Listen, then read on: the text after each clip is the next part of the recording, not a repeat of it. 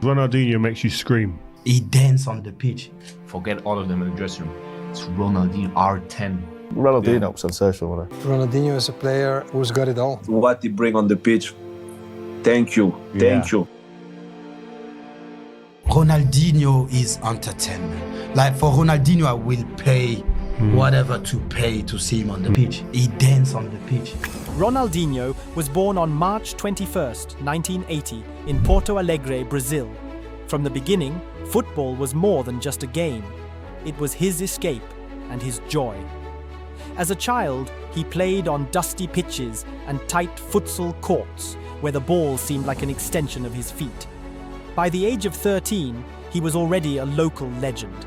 In one youth match, he famously scored 23 goals, a performance that made coaches and scouts realize they were watching something special. His flicks, nutmegs, and elasticos weren't just tricks. They were the early signs of a player who would soon capture the imagination of the entire football world. This was the start of a journey that would take Ronaldinho from the streets of Brazil to the brightest stages in football.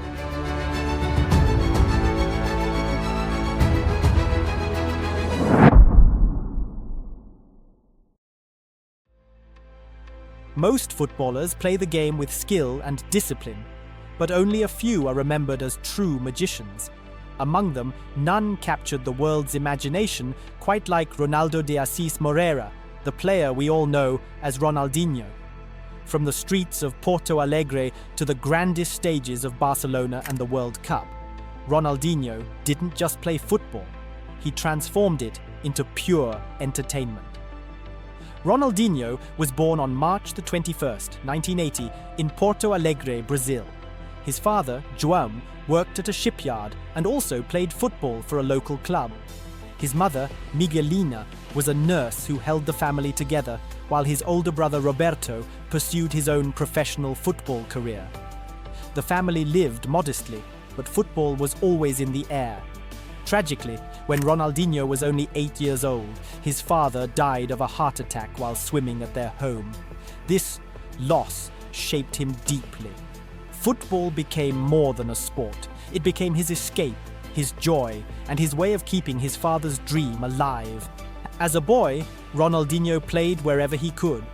Dusty pitches, futsal courts, even improvised games in the streets. Futsal, with its smaller space and heavier ball, sharpened his close control and creativity. Ronaldinho's talent led him to the youth academy of Grêmio, the local professional club in Porto Alegre. At Grêmio, he quickly stood out, dazzling older players with his skill. In 1997, he represented Brazil's under-17 team at the FIFA World Championship in Egypt, where his creativity and flair caught international attention. Scouts began to whisper about this skinny kid from Porto Alegre who played football like it was street art.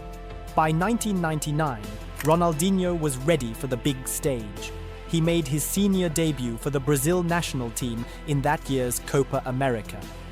In a match against Venezuela, he scored one of the tournament's most memorable goals, weaving past defenders with lightning feet before smashing the ball into the net. Overnight, he became a sensation. Brazilian fans already adored him, but now the rest of South America knew his name. The momentum carried into 2000 when Ronaldinho played in the FIFA Confederations Cup in Mexico. This was his global breakout. He won the Golden Ball as the tournament's best player and the Golden Shoe as the top scorer.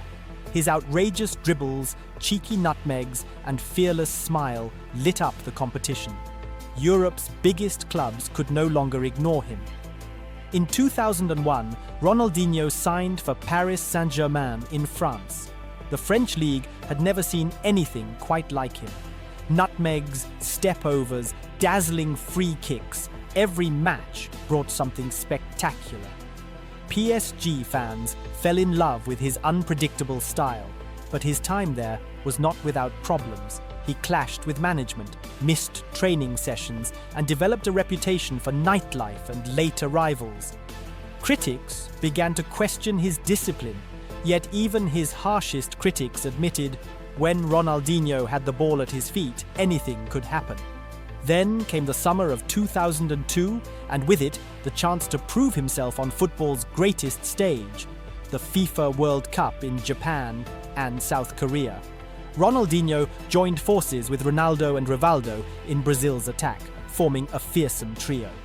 After a strong group stage, Brazil met England in the quarterfinals. The match was tense, but Ronaldinho produced one of the most unforgettable goals in World Cup history. From nearly 40 yards out, he struck a looping free kick that sailed over the head of goalkeeper David Seaman and into the net. Commentators were stunned. Was it a shot? Was it a cross? To Ronaldinho, it didn't matter. It was magic. That goal sealed his reputation as a global superstar. Brazil went on to win the World Cup, their 5th in history. At just 22 years old, Ronaldinho was now a world champion. His smile, his creativity, and his audacity had won the hearts of fans across the planet. In 2003, Ronaldinho made the move that would define his career. He joined FC Barcelona, a club that was struggling both financially and on the pitch. His arrival was a turning point. Almost immediately, he lifted the spirit of the team and the fans. Within 2 seasons, Barcelona was transformed from a club in crisis to one of the strongest sides in Europe. Ronaldinho's flair and joy on the pitch inspired not just victories, but a new identity for the team. In 2004 and 2005, he was named FIFA World Player of the Year. He didn't just win trophies, he won admiration for the way he played. Fans loved him not only for the goals and assists, but for the nutmegs, the no-look passes, and the tricks that made football feel fun again. ¡Gol del Barça! ¡Qué bien controló el balón Ronaldinho! Y ahí ha estado la diferencia, porque la calidad del brasileño es la que ha marcado este gol. Kids all over the world tried to copy his moves on playgrounds and school pitches. The peak of Ronaldinho's career came in 2006. He led Barcelona to their first Champions League title in 14 years. It wasn't that long ago when he was playing for Paris Saint-Germain.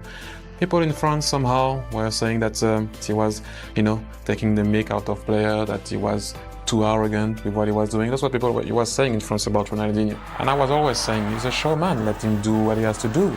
I just think at the time people don't see the genius, the genius side of a guy. And sometimes that's how he plays, just enjoy it. And now people are enjoying it because of the level that he reached. But, I just think when Ronaldinho is on the ball, we'll just have to enjoy. His dribbles, passes, and vision were unstoppable. But perhaps his most legendary moment came in November 2005, at the Santiago Bernabéu against Real Madrid. Ronaldinho was so brilliant that night, gliding past defenders, scoring twice, that even Real Madrid's fans, bitter rivals of Barcelona, stood up and gave him a standing ovation. It was a rare and historic gesture of respect and proof that Ronaldinho's artistry transcended rivalry. We were roommates for a year and a half. He was a huge talent. He was coming from Brazil. He didn't have the work permit, so he had to wait for a couple of months. But he's the only player that I've seen in history that he could transform by himself 2 clubs. He did it in Paris, he transformed it, he went to Barcelona. Me as well, when I started to train with him in the beginning, it was normal. But it coming to the point where he said to you, if you come too much, if you come too press to me too close, be careful. I'm gonna make.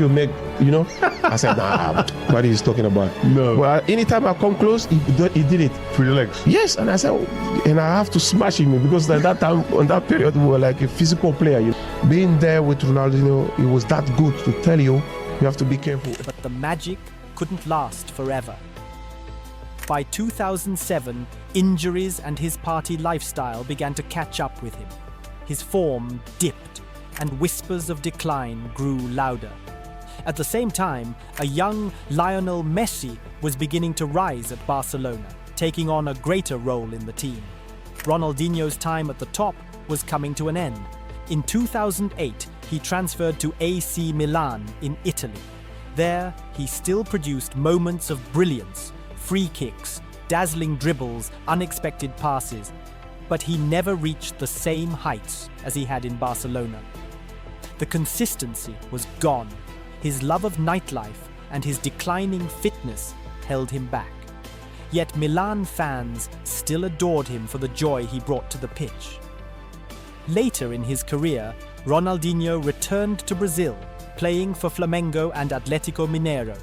He continued to show flashes of his old magic, helping Atlético win the Copa Libertadores in 2013. Even in his later years, he could still bend a free kick into the top corner or embarrass a defender with a sudden elastico. He also had short spells in Mexico with Querétaro, where fans embraced his showmanship. By 2018, Ronaldinho officially retired from football. His later years may not have matched the brilliance of his peak, but his legacy was already secure. He had won every major trophy: the World Cup, the Champions League, Copa America, the Ballon d'Or, and domestic league titles.